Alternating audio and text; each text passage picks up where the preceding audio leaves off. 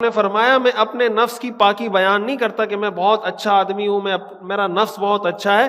ان النفس لامارۃ بالسوء، بے شک انسان کا نفس اس کو برائی کا حکم دیتا ہے، حکم نہیں دیتا، بہت زیادہ حکم دیتا ہے.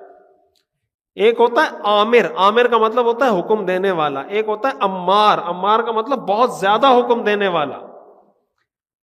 تو حضرت یوسف علیہ السلام نے فرمایا ان النفس لامارۃ بالسوء، کہ انسان کا نفس بہت زیادہ برائی کا حکم دیتا ہے.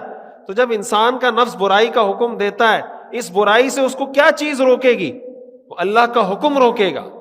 اگر اللہ کی تعلیمات سے، قرآن حدیث کی تعلیمات سے ہم آزاد ہو جائیں اور اپنی عقل کی بنیاد پہ فیصلہ کریں، یا اللہ کے حکم کے سامنے اپنی لاجک چلانا شروع کریں، تو یہ بات اچھے طریقے سے ہمیں سمجھنی چاہیے کہ یہ لاجک انسانوں کے سامنے تو چل سکتی ہے، اللہ کے سامنے لاجک نہیں چلتی.